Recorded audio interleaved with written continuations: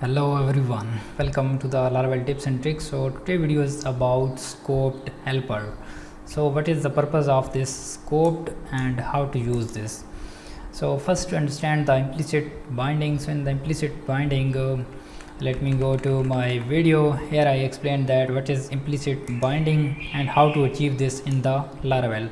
So basically you need to type your post slash your singular object like post, and then you need to inject your model into the method, and this will achieve this implicit binding. And then next question arises that you want to now search it from not from an id, you want to search your record using title or email from your collection.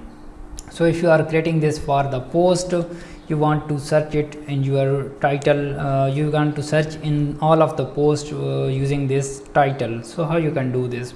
So you need to add this post slash show whatever route which you want to implement this, and then you need to type post and then specify your column, in this case post title, right?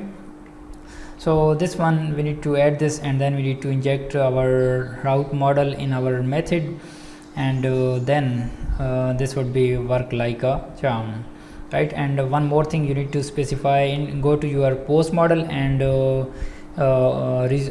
override your method get route key name, and then specify and return your column name. So return string, and then you need to return into the string title. So now Laravel will know that it will search.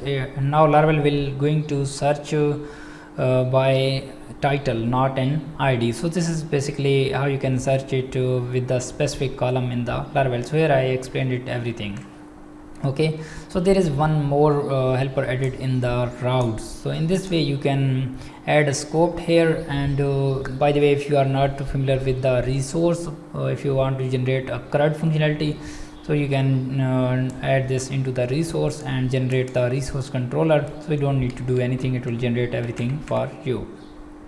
So in the previous videos I explained that how you can generate the resource, how to specify only partial resource, how to rename their resource names, how to change their parameters, and how to change their verbs like here in your route service provider. So if you are not familiar with this one, you can watch my previous video, but I'm now doing this in this on a simple resource. I'm not going to confuse this on this, apply on this, right? So here there is a simple resource controller. Here I want to search this with my email column, not the id column. So how I can do this? So now just go here and type scope, and then this scope accept an array, and here you need to specify your first parameter, that on which route you want to apply. So here you can also view it documentation that how it's scoped, and then first it's going to first we need to specify that we want to replace the user object with which one. So we want to change it anyone which you want. So by default it would be an id, so you can change it with the email. So now Laravel will search the user using this email, not the id, right? So in this way you can also read it from the documentation. Belongs to by default scope method. When defining your nested resource, you may enable automatic scoping as well as instruct Laravel which field the child resource should be retrieved by. So it means that we are specifying a column name that Laravel should search this value into the database by this column. So this is the benefit of this scope. And by the way, you can call it on the simple resource, or you can also call this on the nested resource. And how you can generate the nested resource? So just let me go here. So in this way you can generate the nested resource. Type resource, and if you want to generate the photos and comments, if the comments belongs to photos and photos having the comments, so you want to generate the, first you need to type photos, and then you need to type dot notation, and then type comments. So now it will generate the URL like this. So let me go there.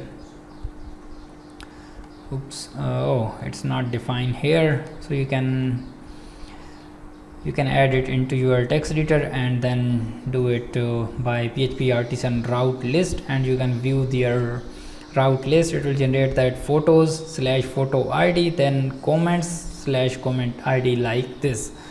So if you like this video, subscribe the YouTube channel and stay tuned for daily videos at 11 a.m. according to the Pakistan time.